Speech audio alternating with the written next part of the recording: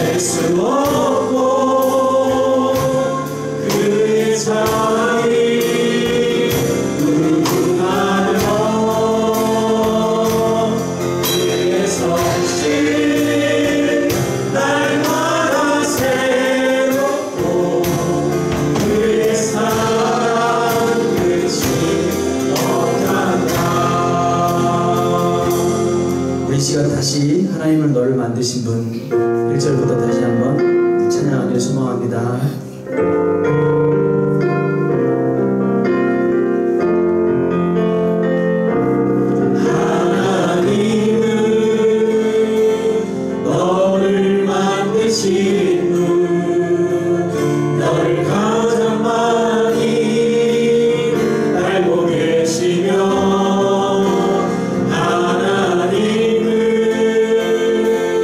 너를 만드신 분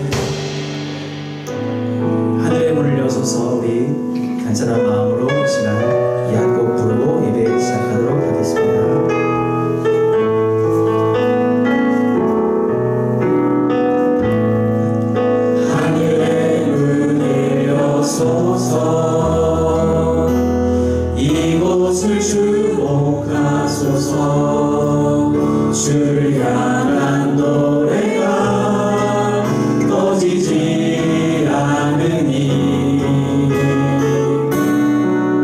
하늘을 열고 오소서. 이곳에 임재하소서. 주님을 기다립니다. 기도의 향기가 하늘에 닿으니 주여 임재하여 주소서. 이곳에 오셔서 이곳에 앉으소서. 이곳에서 드리는 예배를 받으소서. 주님의 이름만이 오직 주의 이름만 이곳에 있습니다. 하늘에 물려서서 하늘에 물려서서 이곳을 주목하소서. 주를 향한 노래가 꺼지지 않으니 하늘을 열고 오소서. 이곳에 임재하소서. 주님을 기다립니다. 기도의 향기가 하늘에 닿으니 주여 임재하여 주소서. 이곳에 오셔서 이곳에 앉으소서. 이곳에서 드리는 예배를 받으소서. 주님의 이름만이 오직 주의 이름만 이곳에 있으리라. 이곳에 오셔서 이곳에 앉으소서. 이곳에서 드리는 예배를 받으소서.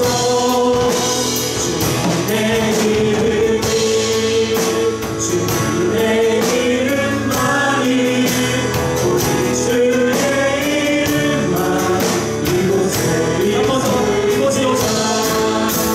이곳에 오셔서 이곳에 앉으소서. 이곳에서 드리는 예배를 받으소서.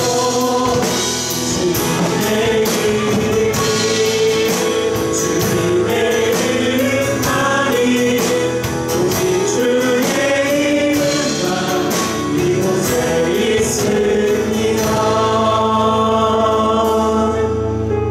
이 시간 기도하며 예배로 나아가겠습니다. 하나님, 이 시간 주님의 이름만 이곳에 있기를 우리가 소망하며 예배로 나아가려고 합니다. 같이 기도하겠습니다.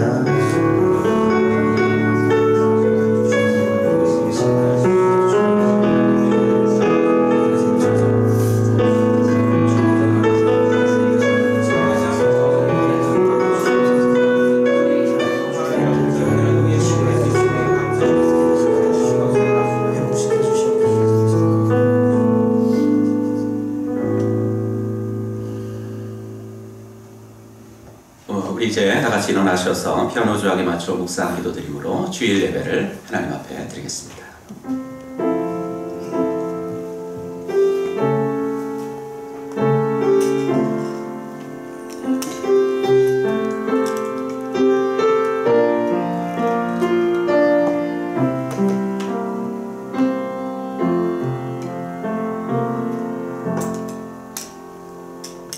그가 자기 백성은 양같이 인도하여 내시고 광야에서 양떼같이 지도하셨도다.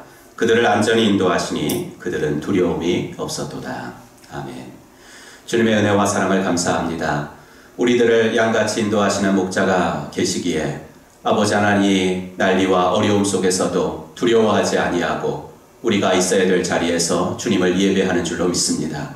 하나님 어느 곳에서 예배하든지 간에 오늘도 저희들의 예배를 받으시옵고 우리들에게는 하늘의 위로와 평강이 임하는 복된 시간 되어지게 하여 주시옵소서. 예수님의 이름으로 기도하옵나이다. 아멘. 찬송가 15장 찬송 하나님께 드리겠습니다.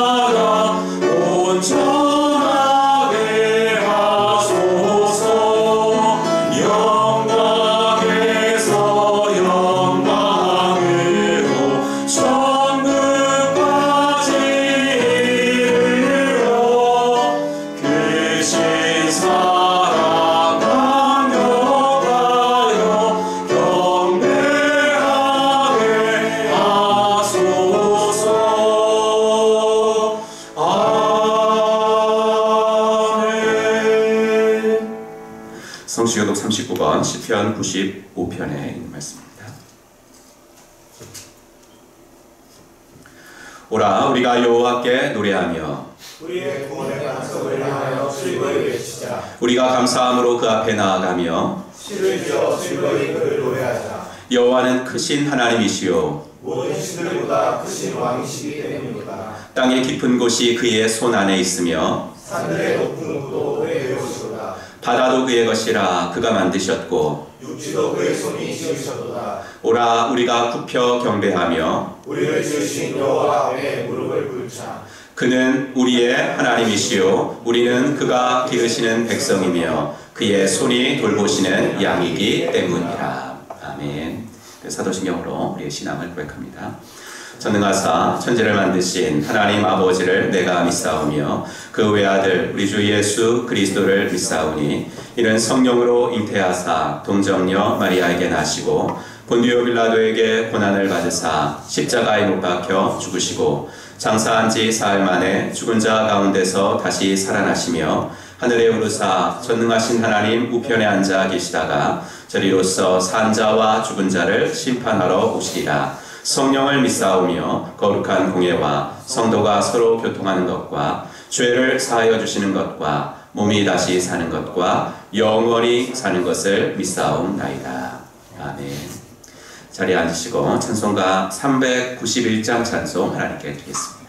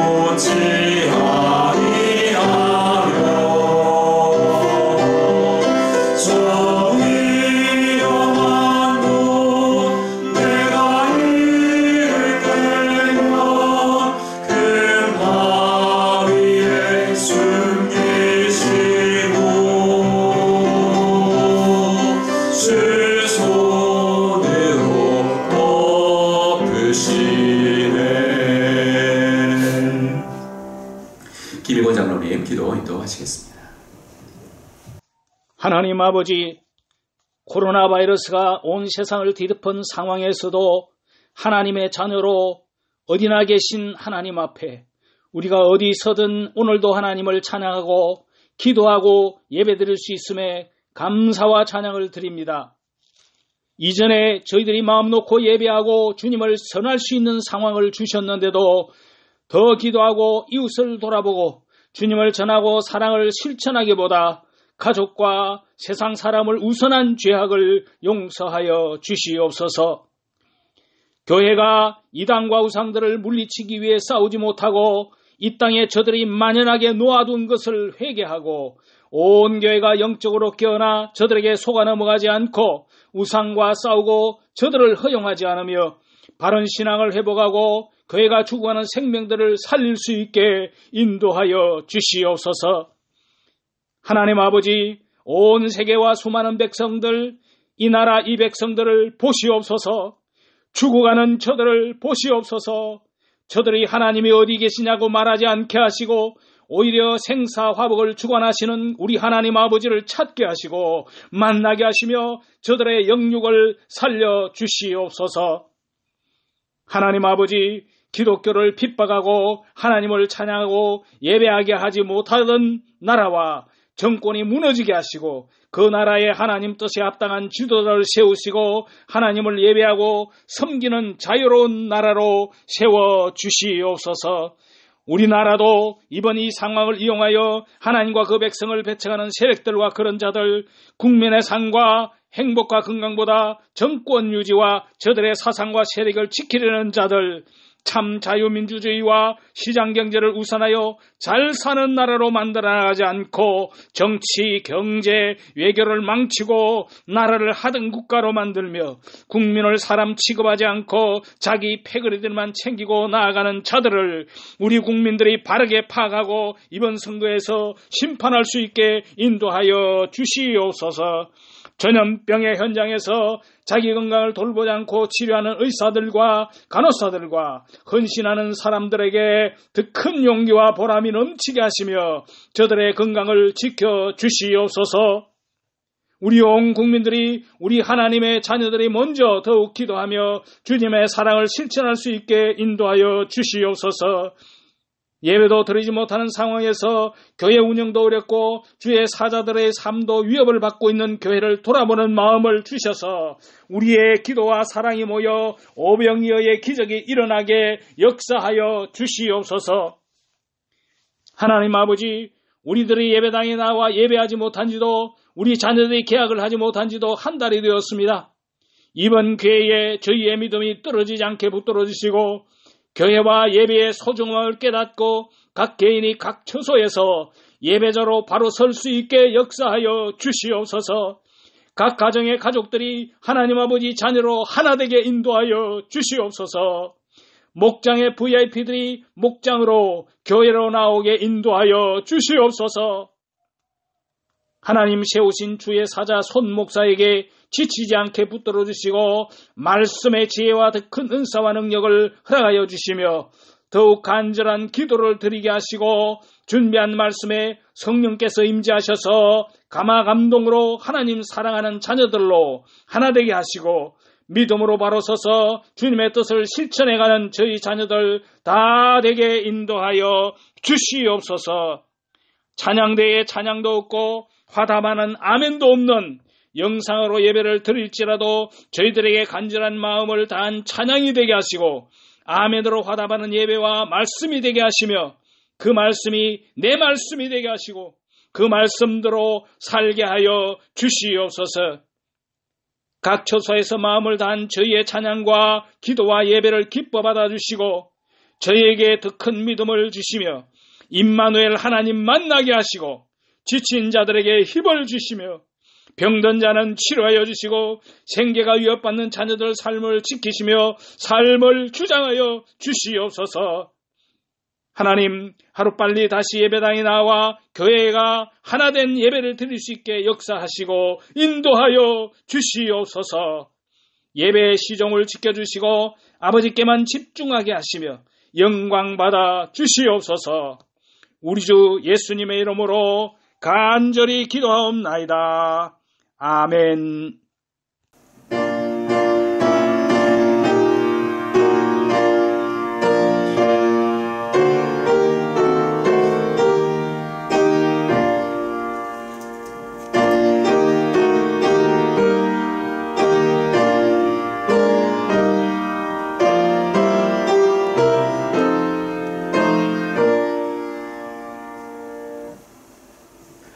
오늘 함께 읽을 하나님의 말씀은 마가복음 8장 1절부터 10절까지의 있는 말씀입니다. 마가복음 8장 1절부터 10절까지 우리 함께 스크린 보시고 함께 한 목소리로 같이 읽겠습니다. 그 무렵에 또 큰 무리가 있어 먹을 것이 없는지라 예수께서 제자들을 불러 이르시되 내가 무리를 불쌍히 여기노라. 그들이 나와 함께 있은지 이미 사흘이 지났으나 먹을 것이 없도다. 만일 내가 그들을 굶겨 집으로 보내면 길에서 기진하리라. 그 중에는 멀리서 온 사람들도 있느니라. 제자들이 대답하되 이 광야 어디서 떡을 얻어 이 사람들로 배부르게 할 수 있으리이까? 예수께서 물으시되 너희에게 떡 몇 개나 있느냐? 이르되 7이로소이다 하거늘 예수께서 무리를 명하여 땅에 앉게 하시고 떡 7개를 가지사 축사하시고 떼어 제자들에게 주어 나누어 주게 하시니 제자들이 무리에게 나누어 주더라. 또 작은 생선 2마리가 있는지라 이에 축복하시고 명하사 이것도 나누어 주게 하시니 배불리 먹고 남은 조각 7광주리를 거두었으며 사람은 약 4,000명이었더라. 예수께서 그들을 흩어보내시고 그 제자들과 함께 배에 오르사 달마누다 지방으로 가시니라. 아멘. 네, 오늘도 또 이렇게 현장에 있으신 분들 그리고 또 영상에서 집에서 함께 예배 보시는 분들도 또 하늘의 복으로 우리가 복 빌어주며 인사하겠습니다. 하늘 복 받으십시오. 이렇게 인사하겠습니다. 하늘 복 받으시기 바랍니다. 네, 하늘 복 받으시기 바랍니다. 네, 하늘 복 받으시기 바랍니다. 감사합니다. 네, 교회 소식 드리도록 하겠습니다. 코로나19의 확산 방지를 위해서 다음과 같이 우리 예배 드리고 있습니다. 1부 예배는 현장 예배로 8시에 드리고 2부 예배 11시에 영상 예배로 드리고 있습니다. 영상 예배가 어려우신 분들이 있으십니다. 아무래도 이렇게 보내드려도 이렇게 좀 보시기에 좀 어려우신 분들이 있습니다. 그래서 이분들은 1부 예배 이렇게 함께 드릴 수 있지만 그런 분들이 아니시라면 우리 가족들과 함께 가정에서 또 예배 드려주셨으면 감사하겠습니다. 주일 오전 10시에 예배 영상 링크를 문자로 전송해 드리고 있습니다. 예방 필요조치 또 우리 나라에서도 그 현장 예배를 드릴 경우에 그 7가지 수칙을 좀 지켜달라는 것을 계속해서 권고를 하고 있습니다. 우리 교회도 계속 하는 건데요. 우리 7가지 이렇게 지키면서 예배 드리면 되겠습니다. 교회당 출입 제한, 성도들이 출입하시는 건물의 또 안전을 위해서 주중에는 교회 현관이 좀 잠겨 있습니다. 그래서 예배 전에도 또 손잡이라든지 교회 전역을 또 이렇게 소독을 하고 또 가신 다음에도 또 소독을 이렇게 하고 있습니다. 교회에 또 기도나 용무가 있어서 오신 분들은 교육자들에게 전화하시면 교육자들이 사무실에 있으니까 문을 열어드리고 있습니다. 합심기도 홈페이지에 있는 공동기도문이나 주보에 이번 주간 공동기도 제목 보시고요. 하루에 한 번씩 있는 처소에서 합심에 기도해 주시기 바랍니다. 2020년 고난주간 및 부활주일입니다. 고난주간이 4월 6일서부터 10일까지 이렇게 그 주간입니다. 코로나19 상황이 빨리 호전되기를 기대하지만 여의치 않을 경우에 고난주간 특세는 영상 예배로 이렇게 진행될 예정에 있습니다. 여러분께서 많이 기도해 주시고요. 올해 부활주일은 또 4월 12일인데 그때까지는 좀 모든 것들이 많이 좋아져서 우리가 함께 모여서 예배드릴 수 있었으면 참 좋겠습니다. 많이 기도하고요. 우리 신약성경 통독자 이번 주에도 여러 목장에서 또 이렇게 많은 분들 읽어주셨습니다. 주님의 말씀 읽는 일에 더욱더 열심히 내시기 바랍니다. 영상 예배 드리시는 우리 성도님들 위해서 그 교회 헌금 계좌 안내해 드리니까 참고해 주시고요. 교우 소식 우리 임중성 목자님 가정 지난 수요일에 이사하셨습니다. 금주 교회 청소는 우크라이나 목장에서 섬겨 주시도록 하겠습니다. 네, 오늘 우리가 말씀 듣기 전에 오늘 우리가 성경 공독을 이렇게 칠병이 여기죠. 이걸 좀 읽었는데요.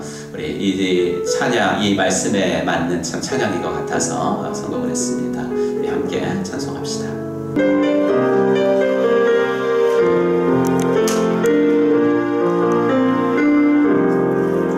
날이 저물어 갈 때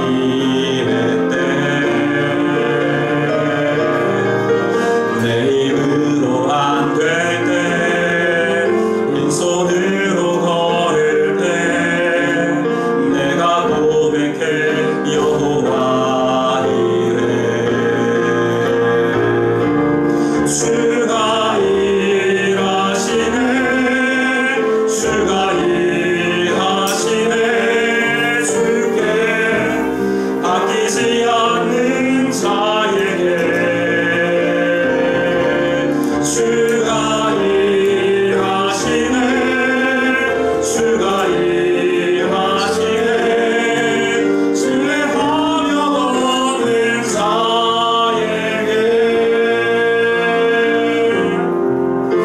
우리 모인 이곳에 주님 함께 계시네 누리네 아버지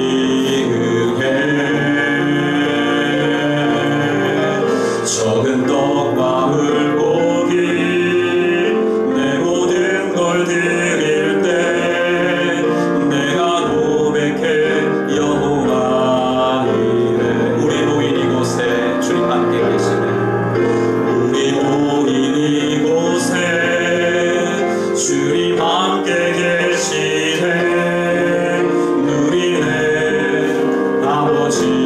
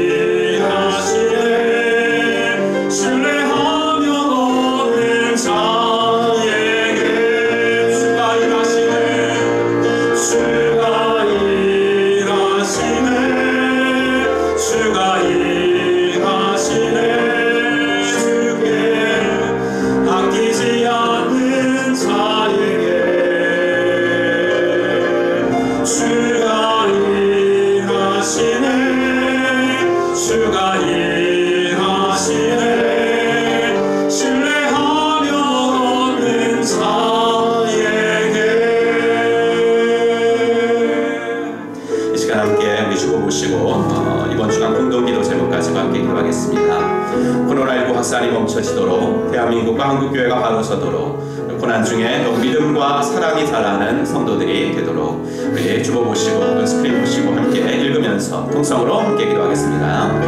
하나님 아버지 주님의 은혜와 사랑을 감사합니다.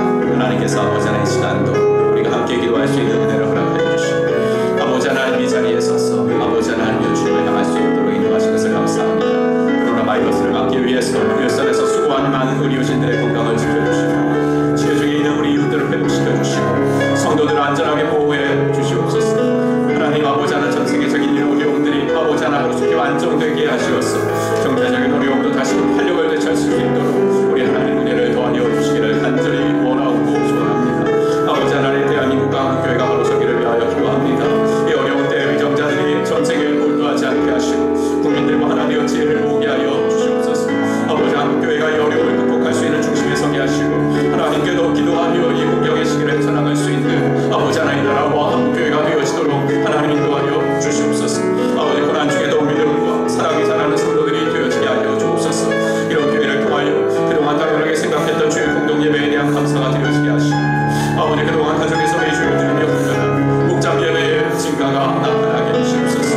목원들 서로에 대한 사랑이 더 풍성해지고 아버지 하나님 온라인을 통한 영적 교제라도 더 활발하게 이루어지며 광야에서도 할 수 있는 일을 하게 하시고 그렇게 하나님 나라에 동참하는 저희들 되어질 수 있도록 하나님 은혜를 더하여 주시기를 간절히 원하나이다. 아버지 하나님을 주님께서 함께하여 주시고 아버지 하나님 예배를 통하여서도 우리 주님 아버지 하나님 임재하시는 복된 아버지 하나님 시간들이 되어지도록 하나님 은혜를 더하여 주시옵소서. 하나님 아버지 주님의 은혜를 감사합니다. 벌써 4번이나 아버지 교회당에 모이지 못하고 있는 아버지 그곳에서 영상으로 예배를 드리지만은 아버지 하나님이여 그럴수록 더욱더 예배에 대한 간절한 사모함과 아버지 그동안 너무나 당연하게 생각했던 것들에 대한 감사가 넘치게 하시는 것 고맙습니다. 하나님 그러나 아버지 하나님 우리들 함께 모여서 예배드리는 아버지 그날들이 너무나 그립사오니 우리 하나님 주님께서 함께 하셔서 이 어려움들이 어서속히 물러가도록 인도하여 주시옵소서. 주님만이 하실 수 있는 줄로 믿사오니 하나님 우리들이 마땅히 주님 앞에 드려야 될 기도를 드리고 아버지 하나님 주님께 회개하며 또 아버지 주님 앞에 무릎을 꿇을 때에 아버지 하나님 전 세계적으로 당하고 있는 이 어려움들이 아버지 하나님 하루속히 사라지도록 인도하여 주시옵소서. 아버지 하나님이 오늘도 우리가 아버지 하나님 예배 전에 부른 찬송처럼 우리의 아버지 하나님 찬양이 끊어지지 아니하고 우리의 기도와 예배가 멈추어지지 않는 그곳을 우리 주님께서 주목하여 보시는 줄로 믿사오니 하나님 그곳에 임재하는 복된 시간 되어지게 하여 주시옵소서. 귀한 헌금을 구별하여 드리나이다. 이 예물이 쓰여지는 곳에 주의 영광이 드러나게 하시고 아버지 우리 성도님들 아버지 하나님이여 어려운 일터 가운데 우리 주님께서 눈동자처럼 지켜주셔서 이 어려운 광야를 잘 통과할 수 있도록 하나님께서 은혜를 베풀어 주시옵소서. 모든 것 주님 앞에 부탁드리며 우리 구주 예수 그리스도의 이름으로 간절히 기도하옵나이다. 아멘. 오늘은 마가복음 8장 1절부터 10절까지 있는 말씀 가지고 광야에서도 할 수 있는 일이 있다라는 제목으로 하나님 말씀 증거하겠습니다. 빵은 2덩어리가 더 있었고 사람은 1000명이 더 적었고 남은 음식을 거둔 바구니는 5개가 더 적었습니다. 그러나 너희에게 빵이 몇 개나 있느냐고 물으시는 예수님의 질문도 똑같았고 또 제자들이 가지고 온 음식을 들고 기도하시는 것도 똑같았고 또 사람들이 배불리 먹었다는 것도 똑같았습니다. 그래서 오늘 본문의 이야기는 이보다 좀 더 유명한 사건, 즉 보리떡 5개와 물고기 2마리로 남자 어른만 5000명을 먹이셨다는 소위 말하는 오병이어 기적 이야기를 마가가 이제 약간 다르게 바꾸어 가지고 똑같은 사건인데 이제 반복 기록한 것이다 라고 보려는 성경 해석의 시도들이 오랫동안 있어 왔습니다. 그러나 성경이 그렇다고 하면 그런 것이지 뭐 이렇게 자꾸 성경을 인간의 이해에 합리적인 이해에 꿰어 맞추려고 할 필요가 없습니다. 그리고 그 다음 단락을 읽어봐도 6장의 오병이어 기적하고요 8장의 7병이어 기적은 분명히 별개의 사건이었음을 예수님이 말씀해 주시고 있습니다. 19절 볼까요? 내가 떡 5개를 5000명에게 떼어줄 때에 조각 몇 바구니를 거두었더냐 이렇게 말씀하신 예수님이 이어서 또 이렇게 물으시죠. 20절 또 7개를 4000명에게 떼어줄 때에 조각 몇 광주리를 거두었느냐. 분명히 별개의 사건이라는 거예요. 우리가 오늘 읽은 사건은 분명히 오병이어 기적 사건은 다른 사건이고 예수님은 또 한 번 이런 비슷한 기적을 또 한 번 베푸셔야 할 목적이 있었고 또 마가 역시도 이 사건을 바로 여기에 기록해 놓아야 할 목적이 있었다는 이야기입니다. 오늘 우리가 읽은 본문은 그 무렵에라는 말로 시작을 합니다. 그 전 단락은 예수님이 데가볼리라는 이방 지역에서 귀먹고 말 더듬는 사람을 고쳐주신 사건이 기록되어 있습니다. 그리고 그 또 전 단락을 보면 예수님께서 또 역시 이방 지역인 두로 지방에서 한 헬라인 여인의 귀신 들린 딸을 고쳐주시는 그런 장면이 기록되어 있습니다. 근데 정작 본인의 딸은 집에 있었고요. 그 어머니가 와서 부탁을 드리는데도 말씀만으로 낫게 하시는 그런 기적이 기록되어 있습니다. 그래서 오늘 본문 1절에 그 무렵에라는 말은 배경이 어떻게 되냐면 시간적으로는 방금 말씀드린 이런 2개의 기적들을 베푸셨을 그때쯤에 라는 시간적 배경이 되고 공간적으로는 앞선 두 사건처럼 예수님이 갈릴리 호수 동편 지역인 즉 이방인 지역에서 사역을 하실 그 무렵에라는 그런 배경이 됩니다. 유대인들은 예수님을 배척했지만 이방인들은 예수님을 환영했습니다. 우리 7장 36절 말씀을 우리 한번 같이 읽어보겠습니다. 시작. 예수께서 이 일을 아무에게도 말하지 말라고 그들에게 명하셨으나 말리면 말릴수록 그들은 더욱더 널리 퍼뜨렸다. 사람들이 몹시 놀라서 말하였다. 그가 하시는 일은 모두 훌륭하다. 이방 지역인 데가볼리 지역에서도 이렇게 예수님의 인기는 하늘을 찌를 듯 해가지고 큰 무리가 예수님을 따라다녔습니다. 예수님이 전하시는 말씀 그리고 예수님이 일으키시는 기적 같은 거에 매료되어서 그랬던 것 같습니다. 하지만 무엇보다도 그들이 2절에 보니까 사흘 동안이나 배고픔도 참으며 예수님을 따라다녔던 것은 예수님이 전하는 말씀에도 감동을 받고요. 그 다음에 기적에도 매료되었기 때문이겠지만 무엇보다도 예수님이란 분의 인간됨에 끌렸기 때문이 아닌가 이런 생각을 좀 해봅니다. 당시 유대인들이 이방인들을 대하는 그 자세를 단적으로 알 수 있는 말은 예수님도 이 말을 하셨어요. 예수님도 이 말을 하셨을 만큼 아주 대중적인 말이었는데 그게 7장 27절입니다. 보시면 자녀들을 먼저 배불리 먹여야 한다. 자녀들이 먹을 빵을 집어서 개들에게 던져주는 것이 옳지 않다. 즉 유대인들은 이방인들을 개처럼 생각하고 있었습니다. 그런데 예수님은 그런 이방 여인의 딸을 고쳐주셨어요. 근데 딸이 병이 뭐라고요? 더러운 귀신 들렸어요. 이 정결법을 그토록 중요시하게 생각하는 유대인이 다른 병도 아니라 더러운 귀신 들린 딸을 고쳐주셨다고. 그리고 귀먹고 말도 듣는 환자는 어떻게 고쳐주셨냐면 말씀이 아니라 직접 예수님이 자기 손가락을 귀에다 집어넣으시고 그 사람의 혀를 직접 손으로 대시면서 고쳐주셨습니다. 그럼 같은 이방인, 같은 동족이라도 이렇게 하기가 쉽지가 않아요. 더러운 귀신 들렸다면 무서워가지고 일단 피하고 싶죠. 환자의 몸이라면 접촉하기 싫죠. 그런데 예수님은 같은 동족이 아니라 자기들을 개 취급하는 유대인이셨다고요.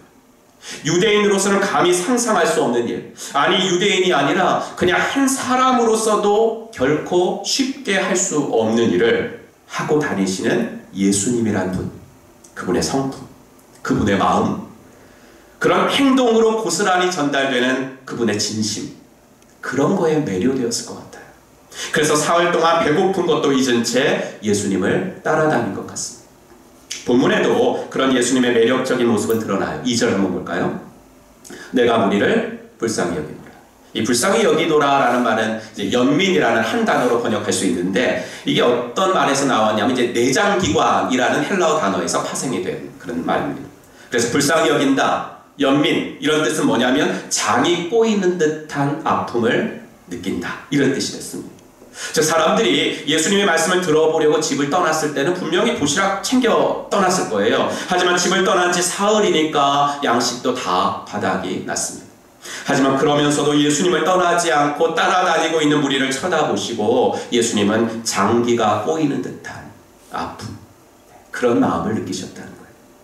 그 다음 말씀을 한번 볼게요. 3절 같이 읽겠습니다. 내가 그들을 굶은 채로 집으로 돌려보내면 길에서 쓰러질 것이다. 더구나 그 가운데는 먼 데서 온 사람들도 있다. 여러분 정말 자상하신 예수님의 모습이 보여지지 않나요? 내가 그들 보고 언제 날 따르라고 했냐? 이렇게 말해도 되잖아요. 내가 집에 돌아가려는 사람을 내가 붙잡기라도 했냐? 라고 말씀하실 수도 있죠. 다들 자기가 좋아서 따라온 거고 자기가 좋아서 집에 안 간 거야. 뭐 이렇게 충분히 생각할 수 있는 상황이었죠. 근데 예수님은 그렇게 생각하거나 그렇게 말씀하시지 않으셨다는 거예요. 이제 집회 끝이다. 알아서들 이제 집에 가라. 이렇게 하지 않으셨습니다.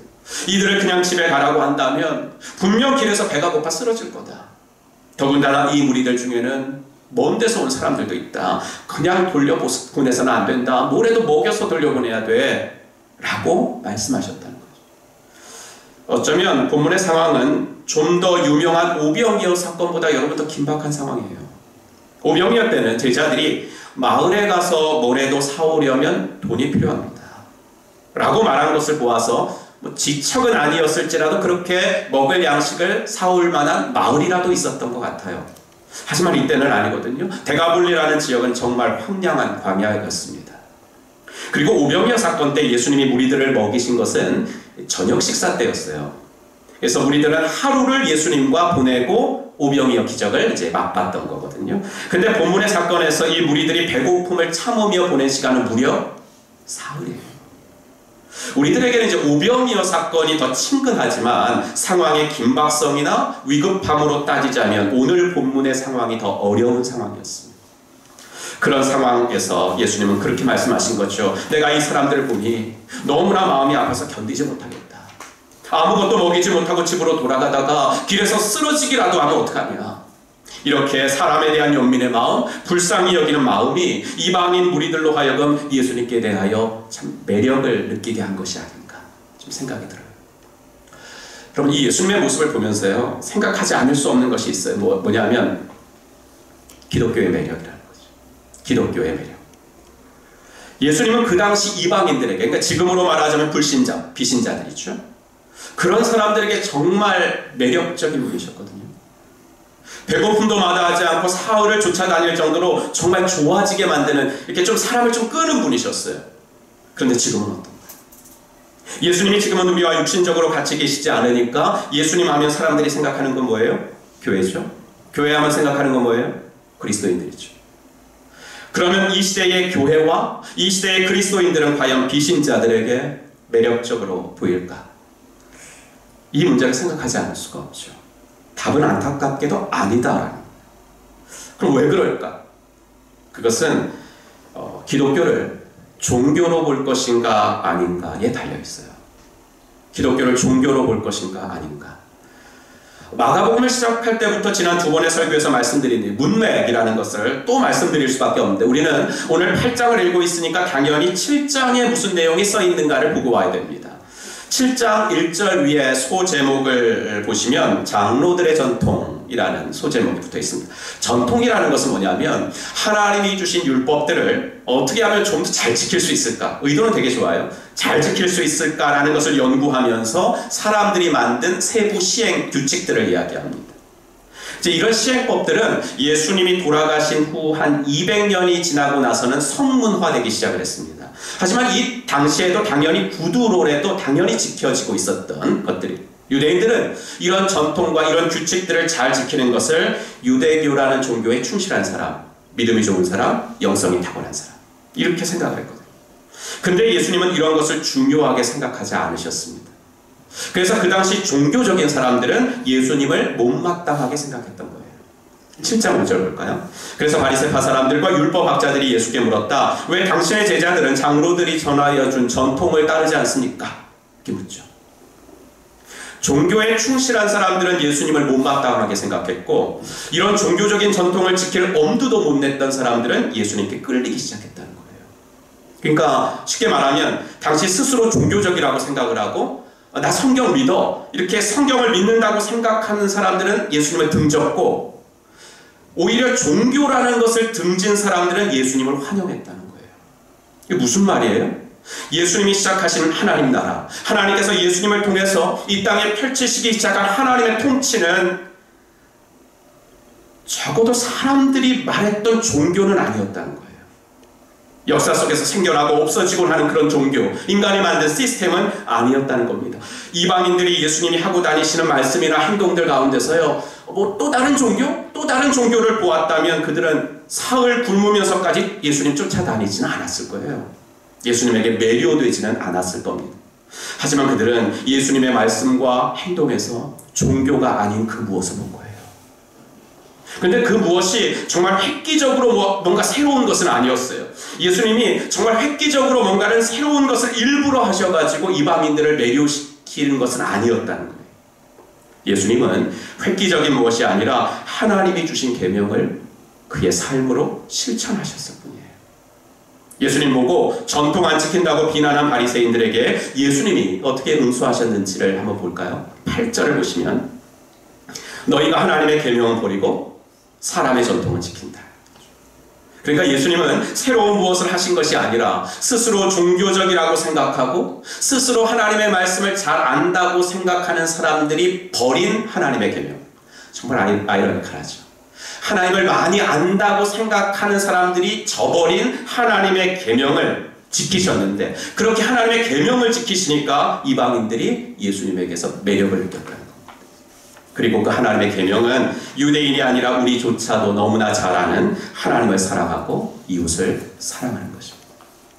그러니까 이 시대의 교회에 등을 돌려버리고 기독교의 안티가 되고 그리스도인들을 불신하는 사람들로 하여금 교회와 기독교와 그리스도인들에게 대해서 다시금 그들의 마음이 열리도록 하려면 우리가 유대인이셨지만 전혀 종교적이지 않은 채로 하나님의 계명을 지키며 사셨던 예수님을 본받아야 한다는 것입니다. 전혀 종교적이지 않게 살지만 그 삶에 하나님의 사랑이 좀 묻어나고, 전혀 종교적이진 않지만 그 말 한마디에도 하나님의 사랑이 좀 배어있고, 전혀 종교적이지 않는데 근데 그 사람 마음 씀씀이만 보아도 하나님의 긍휼하심이 보여지는 삶을 살도록 우리가 좀 애를 써야 된다. 우리 한 사람이 어떤 삶을 사느냐, 여러분, 우리 한 사람이요 어떤 삶을 사느냐, 한 사람을 구원하는 데는 이것 말고는 없어요. 불쌍히 여기는 겁니다. 그 사람의 필요에 민감한 겁니다. 그 사람의 필요를 좀 채워주는 일입니다. 교회를 보고 교회 등록하시는 분들이 있어요. 우리 교회도 있죠. 교회를 보고 교회 등록을 하시는 분들은 이미 예수님을 믿으시는 분들이에요. 교회 시설이 좋다거나 아니면 교회가 제공해주는 프로그램들이 좋다거나 아니면 그 교회 목회자의 설교가 좋다거나 하여튼 교회를 보고 교회를 등록하시는 분들은 이미 신앙이 있으신 분들. 그런데 우리가 목표로 하고 있는 분들, VIP들이 교회에 등록을 하신다면 그런 거 보고 등록하시지는 않습니다. 거의 100% 자신과 오랫동안 관계 맺으며 살아온 여러분들을 신뢰하고 등록을 하는 거거든요. 구원 얻고 천국 가기 위해서 등록하시는 분도 없습니다. 그런 분들 중에는. 그냥 여러분과 오랫동안 교제하며 지내오는데 종교를 떠나서도 이 사람은 정말 인간으로서 참 좋은 거야. 친형제보다도 나를 더 사랑해주는 사람이거든. 나는 신이라는 것을 믿지 않지만 이 사람이 믿는다는 신이라면 나도 좀 관심을 가져보고 싶은 거예요. 이렇게 해서 교회라는 곳에 오는 거거든요. 이렇게 해서 목장이라는 곳에 오는 거거든요. 예수님이요, 대가볼리 지역의 이방인들을 매료시킨 것은 종교가 아니라 섬김이었어요. 그리고 참 감사한 것은 예수님은 그 섬김의 사역에 제자들을 동참시키신 거예요. 오병이어 기적도 그렇고 칠병이어 기적도 그렇고 음식을 나누어 주는 일은 제자들이 했어요. 물론 이제 그 많은 사람들에게 음식 나눠준 거 어떻게 예수님 혼자 하겠어요. 그러니까 제자들이 도와줘야 되겠죠. 하지만 이때 예수님은 제자들이 그저 수동적으로 음식 나눠주는 사람 되는 거 원치 않으셨어요. 그게 아니라 정말 예수님이 하시는 일에 참여하는 사람이 되기를 원하신 거죠. 떼어주고 나누어주고 그래도 불어나는 떡과 물고기 그 자체를 보고 신기하네 이렇게 하면서 이렇게 하라고 일 시킨 것이 아니라 그렇게 주님의 사역을 수종들면서 그렇구나, 예수님을 따르는 사람들은 이 정신으로 살아가야 되는구나. 그냥 돌려보내도 누가 뭐라 그러는 사람이 없어요. 하지만 종교적인 거, 율법을 많이 아는 거, 그게 하나님과 가까운 것이 아니라 이렇게 사람들을 불쌍히 여기는 삶, 치유가 필요한 사람들을 치료하고 돌봄이 필요한 사람들을 섬겨주고 먹을 것이 필요한 사람들을 먹여주는 삶을 사는 것, 이것이 하나님과 가까운 것이구나. 이게 하나님 나라의 본질이구나. 이런 것을 우리 예수님은 느끼기를 바라셨던 거죠. 하나님은요, 교회를 다니며 오늘을 그리스도인으로 사는 우리들, 교회를 다니며 오늘을 그리스도인으로 사는 우리들도 주님이 시작하신 이 사역에 참여하도록 부르시고 계신 줄로 믿습니다. 예수님께서 오병이어 기적을 베풀어 주시고 다시 또 칠병이어 기적을 비슷한 것을 베풀어 주신 이유가 있다면 이같이 잃어버린 영혼들에 대한 우리 예수님의 끝없는 관심 때문이었어요. 이방 땅에서 다시 한번 오병이어와 비슷한 기적을 베풀어 주심을 통해서 예수님 말씀하신 거죠. 이방인들이 비록 유대인들에게는 외면당하고 있지만 그렇다고 하나님께도 외면당하는 것은 아니다. 사람이 만든 유대인들의 전통은 이방인들을 소외시켰지만 내가 가져온 복음은 이방인들을 결코 소외시키지 않는다. 예수님은 이 메시지를 주시려고 다시 한번 빈들에서 수많은 사람들을 배불리시는 놀라운 기적을 베풀어 주신 겁니다. 그리고 그 일에 제자들을 참여시키시면서 이 잃어버린 영혼들에게 참 아이러니컬하게도 종교라는 장벽 때문에 하나님께로 못 와요. 종교라는 장벽 때문에 하나님께로 못 오는 이 불쌍한 사람들에게 가서 복음으로 섬기고 사랑으로 섬길 사람들은 바로 너희들 뿐이 없어. 너희들이 해줘야 돼. 이 가르침과 훈련을 시키시기 위해서 예수님은 다시 한번 이 기적을 베풀어 주신 것입니다. 그러므로 우리가 할 것은 그 부르심에 감격하여 순종하는 것밖에 없습니다. 그럼 오병이어 기적 때 제자들이 어린아이 작은 도시락 예수님께 가져오면서 한 말이 있죠. 기억하실 거예요. 요한복음 6장 9절. 그러나 이렇게 많은 사람에게 그것이 무슨 소용이 있겠습니까? 네, 여러분, 이것은 저와 여러분의 말이기도 해요. 하나님 나라를 위해서 뭔가를 하고 싶은데 내가 가진 것들이 턱없이 작고 부족해 보일 때가 있고 적은 떡과 물고기, 이거 가지고 도대체 무슨 선한 일을 할 수 있겠습니까? 우리가 이렇게 주님 앞에 기도할 때가 간혹 있거든요. 근데 예수님은 이 두 사건 모두 너희에게 무엇이 있느냐? 이렇게 물어보세요. 이유는 두 가지인 것 같은데, 첫째로 우리로 하여금 불가능을 확인케 하심입니다. 내가 갖고 있는 것이 얼마나 보잘것없는 것인지, 그리고 그거 가지고 하나님 나라의 일을 하기에는 불가능하다는 것을 일단은 절감하게 하시기 위함입니다. 근데 둘째 이유가 더 중요한데 무엇이냐면 우리가 가진 자원이 턱없이 부족하지만 그건 네가 고민할 문제가 아니라 하나님 내가 고민할 문제야. 이걸 깨닫게 하시기 위함인 것 같아. 그러니 너희는 그런 거 고민하지 말고 일단 나에게 가져오렴. 그러면 내가 그거 가지고 잘할 수 있어. 하나님은요, 우리 예수님은 뭐든지 가져오시면 그거 아주 잘하시는 분입니다. 아까 대가볼리 지역의 이방인들이 뭐라 그랬습니까? 그분은 뭐든지 다 훌륭하시다. 그분은 뭐든지 다 잘하신다. 이방인들이 이렇게 예수님께 고백을 했잖아요. 그러니까 뭐 이게 작다고 네가 고민할 문제가 아니라 그건 내가 고민할 문제고, 하여튼 일단 갖고 오면 난 잘할 자신 있다. 우리 예수님은 그렇게 말씀하시는 거거든요. 여러분, 자원이 부족합니다. 내가 이거 가지고 뭘 할 수 있겠습니까? 이렇게 말하지 말고 일단 주님께 드려서 하나님이 마음껏 사용하시게 하고, 비록 내가 있는 곳이 광야지만 하나님이 이 일에 참여하는 특권도 주셨으니까 내가 여기서 할 수 있는 일을 하는 거예요. 그렇게 살면서 이것이 하나님 자녀의 삶이구나, 이것이 하나님 나라를 이 땅에서 살아가는 삶이구나 만끽하고 행복해하며 살아가는 것, 이것이 바로 우리가 광야에서도 할 수 있는 일인 줄로 믿습니다. 둘째로, 예수님이 오병이어 기적과 비슷한 이런 기적을 또 한번 베푸신 이유는 무엇일까? 우리가 몇 주째 겪고 있는 이 고난이 이제 뭐 중국과 우리나라만의 일이 아니게 됐잖아요. 둘째 처형이 일본에서 이제 오랫동안 뭐 살고 있는데 거의 뭐 20년 가까이 살고 있는 것 같아요. 얼마 전에 아내와 톡을 하면서 이런 얘기를 주고받았대요.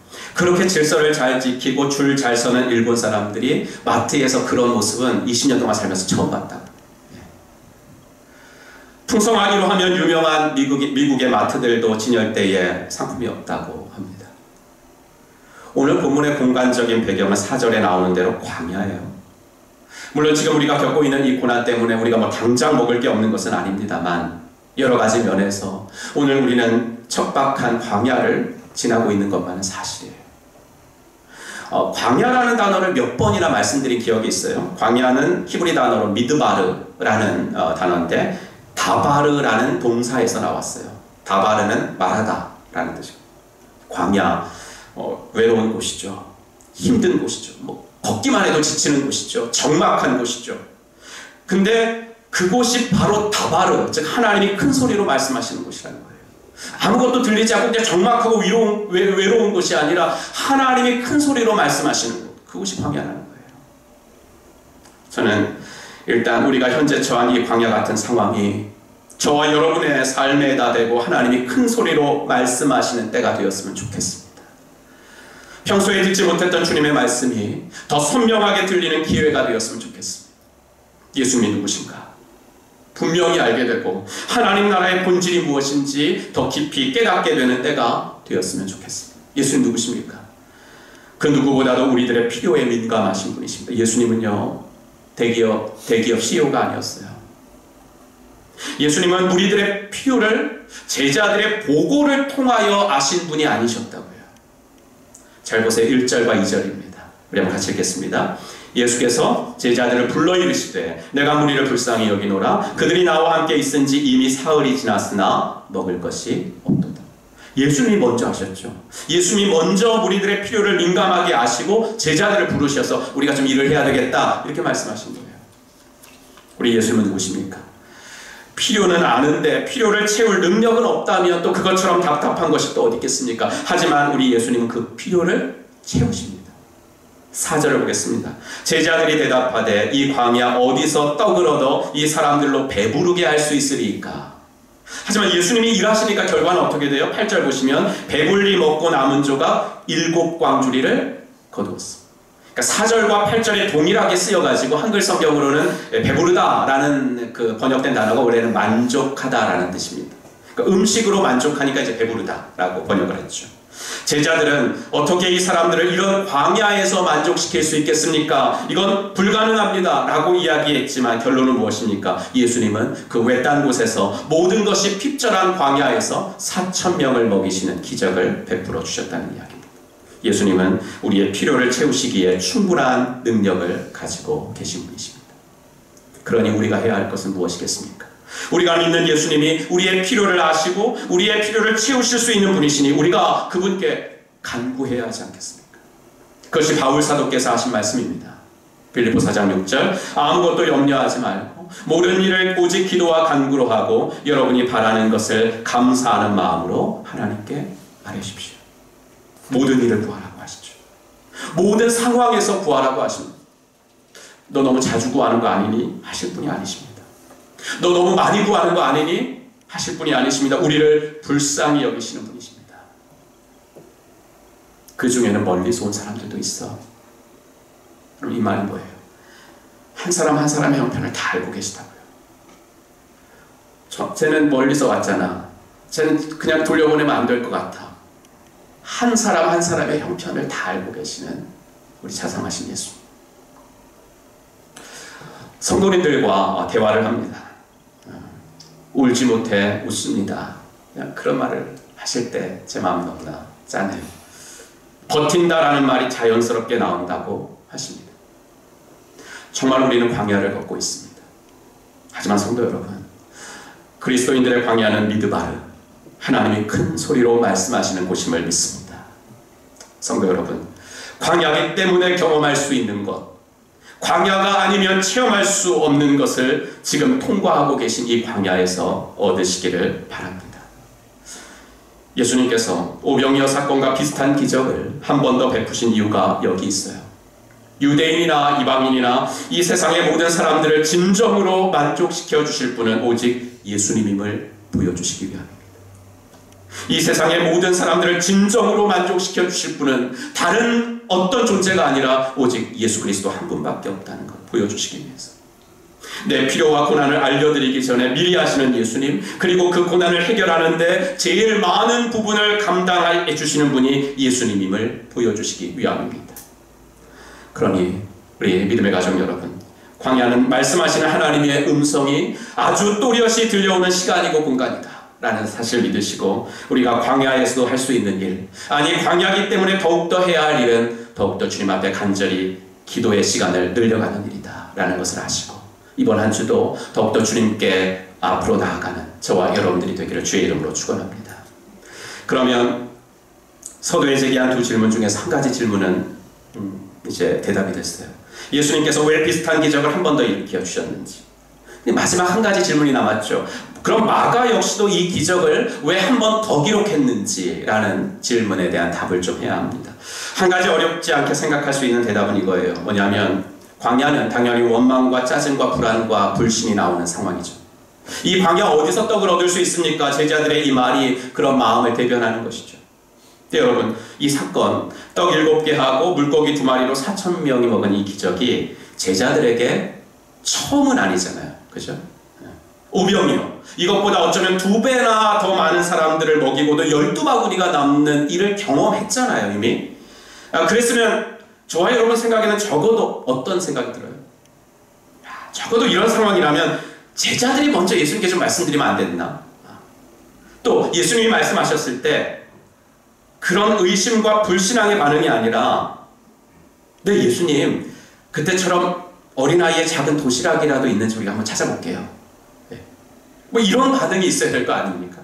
그러나 그때나 지금이나 제자들은 똑같이 의심과 불신앙의 반응을 보였다는 거예요.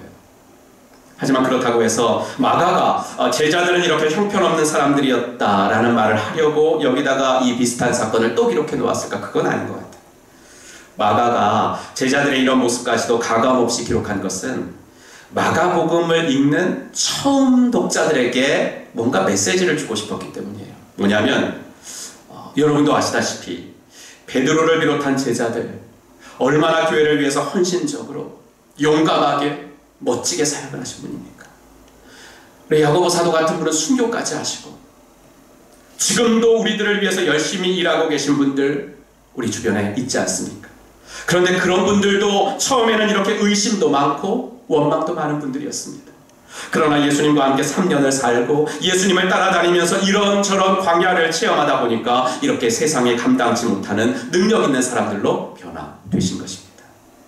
그러니 저나 여러분들도 이런 사도들 같은 예수님의 멋진 제자들이 다 될 수 있도록 하나님의 일에 참여하고 하나님의 손에 우리 삶을 맡기며 나아가십시다.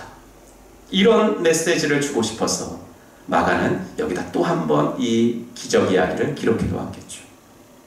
한 가지 이유가 더 있다면 7장 24절부터 오늘 본문까지 예수님이 이방 지역에서 일으키신 사역을 기록해 놓는 부분을 마가는 이 기적 이야기로 마무리 지음으로써 마가복음을 읽는 독자들에게 우리도 예수님처럼 잃어버린 영혼에게로 가야 한다라는 것을 강조하기 위해서 마가는 이 이야기를 바로 여기에다가 기록해 놓았을 것입니다. 여러분, 광야는 하나님의 음성이 들리는 장소라고 말씀드렸는데요. 근데 우리처럼 신앙의 배경이 있는 사람들이니까 가능한 겁니다. 제자들을 떡 나눠주고 물고기 나눠주는 일로 부르신 것처럼 하나님은 우리를 부르십니다. 인생의 광풍, 인생의 광야는 신자나 불신자를 가리지 않아요. 신자, 비신자들도 광야를 만나죠. 신자들에게는 하나님의 음성이 들려요. 직접 들려요. 물론 육성으로 들린다는 것이 아니라 모든 일에 우리가 기도와 간구로 나아갈 때 우리의 마음에 하나님의 생각이 심어지는 줄로 믿습니다. 근데 비신자들에게는 아니라는 거예요. 그들은 아직 기도와 간구를 모릅니다. 그래서 그들은 광야를 만났을 때 염려와 원망과 인간적인 방법을 모색하는 것 밖에는 다른 것을 할 줄을 몰라요. 사람들과의 관계도 점점 깊절해지고. 하지만 그들에게도 하나님의 음성이 들려질 수 있습니다.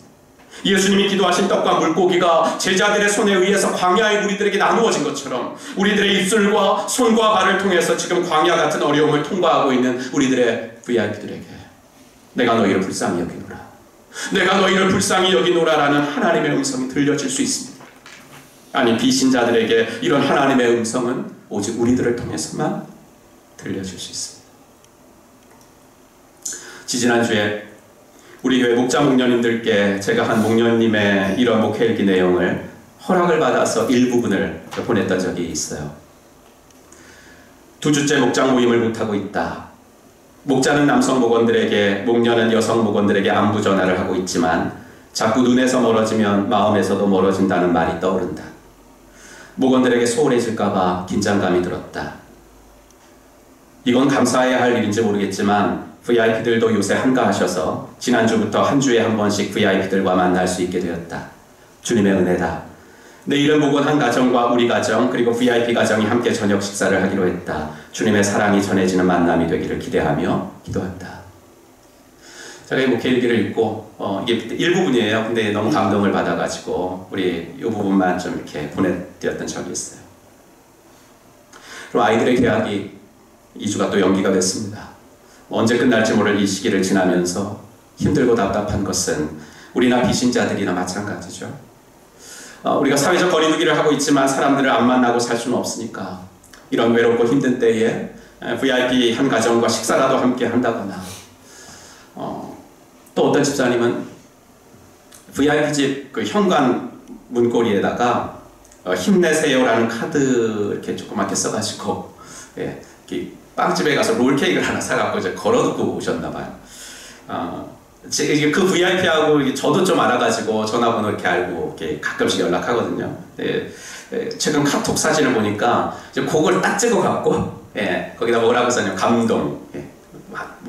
많이 쓰지도 않았어요. 감동. 근데 이제 그 카드를 딱 찍었으니까 이제 우리 집사님이 하신 거구나 이렇게 알게 됐어요. 이 광야 같은 세상을 살면서 말이죠. 우리뿐만 아니라 VIP들도 들어야 할 예수님의 사랑의 음성이 있어요. 우리뿐만 아니라 VIP도 보아야 할 우리 주님의 연민의 눈길이 있어요. 근데 그 음성과 눈길은 오직 먼저 믿는 우리들을 통해서만 그들에게 전해질 수 있음을 마가는 그의 복음서에다가 기록해놓고 싶었던 겁니다. 사랑하는 우리 동아의 가족 여러분, 광야는 어떤 곳이고 어떤 때입니까? 오늘 우리가 설교 전에 부른 찬양의 가사처럼 나의 부족함을 고백하며 주님의 은혜 덧입기만을 간구할 때입니다. 그럴 때 준비하시는 하나님, 일하시는 하나님을 체험하는 때입니다. 그 하나님을 신뢰하며 더욱 그분과 동행할 때입니다. 주님이 필요하시면 이것이라도 쓰시렵니까? 드리며 헌신할 때입니다. 그러기에 광야는 상황을 바라보고 원망할 때가 아닙니다. 광야에서도 할 수 있는 일이 있음을 알고 그 일을 해야 할 때입니다. 그 일을 할 때 나도 주님과 더욱 가까워질 뿐 아니라 예수님의 사랑이 필요한 VIP들에게 주님의 사랑을 전하는 귀한 통로로서의 삶을 살 수 있게 된다라는 거 꼭 기억하시고 이 같은 삶을 실천해보는 우리 귀한 한 주가 되기를 예수님의 이름으로 축복합니다. 기도하겠습니다. 이 시간 오늘 주신 말씀 우리 한번 생각해 보면서 주님의 음성에 귀를 기울여 보는 시간 갖도록 하겠습니다. 하나님, 나의 삶이 광야라고 원망하고 불평했다면 용서하시옵소서. 광야기 때문에 오히려 더 크고 선명하게 들려오는 주님의 음성이 있음을 알게 하시옵소서. 그 음성을 듣고 광야에서도 할 수 있는 일이 있음을 오늘 알았사오니 이번 한 주 내가 어떤 일을 해야 할지 알려주시옵소서. 이 시간 오늘 주신 말씀 다시 한번 마음에 새기며 주의 음성을 듣는 시간 갖겠습니다.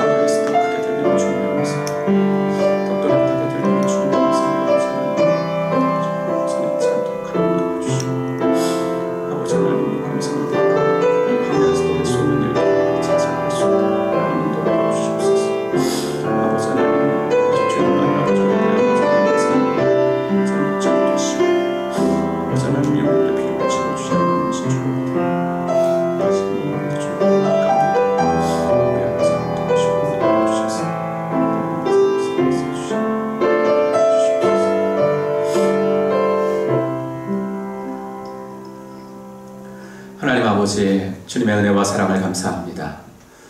하나님, 우리가 지금 지내고 통과하고 있는 곳이 정말 광야 같지만 아버지, 이 광야를 통과하면서 주님의 음성을 더 또렷이 들을 수 있고, 아버지, 광야이기 때문에 아무것도 아버지 손 놓고 할 수 있는 일이 없는 것이 아니라 광야에서도, 그리고 광야이기 때문에 더욱더 할 수 있는 일이 있는 줄로 믿습니다. 먼저 광야이기 때문에 아버지 하나님 주님 앞에 기도와 간구, 더욱더 아버지 기도의 무릎을 굳게 꿇을 수 있도록 하나님 인도하여 주시옵시고, 하나님 나만 광야를 통과하는 것이 아니기에 아버지 하나님이여 내 주위에 있는 이웃들에게 주님의 사랑의 손길, 주님의 연민의 눈길을 전해주는 일, 귀한 아버지 하나님 그 통로가 되어질 수 있는 일도 광야를 통과하면서 우리가 할 수 있는 일인 줄로 믿사오니 아버지 이번 한 주 그렇게 살아갈 수 있는 저희들 되어지도록 하나님 인도하여 주시옵소서. 아버지, 이방인 지역에서 아버지 하나님 이방인들의 아버지 하나님의 삶에 영향을 미쳤던 것은 아버지 하나님 종교가 아니라 우리 예수님의 섬김이었는 줄로 믿사오니 우리도 아버지 하나님 섬김의 손, 섬김의 입술, 섬김의 아버지 발걸음이 되는 복된 아버지 하나님이여 이번 한 주가 되어질 수 있도록 하나님 인도하여 주시옵소서. 우리 성도님들의 아버지의 직장과 아버지 하나님의 가정과 모든 아버지의 삶의 아버지 한 주간에서도 우리 하나님께서 도와주시고 우리 하나님께서 아버지 붙들어 주시는 귀한 아버지 하나님이여 시간들이 될 수 있도록 하나님께서 함께하여 주시옵소서. 모든 것 주께 부탁드리며 우리 구주 예수 그리스도의 이름으로 간절히 기도하옵나이다. 아멘. 이제 우리 다 같이 일어나셔서 파송의 노래 함께 찬송하겠습니다.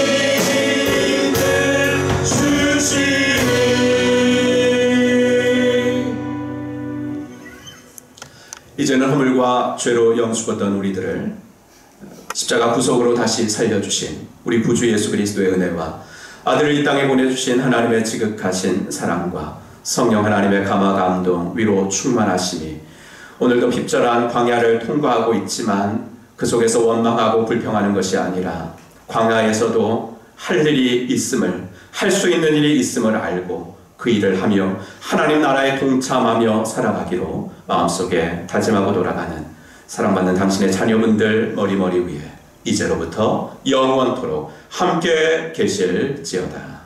아멘.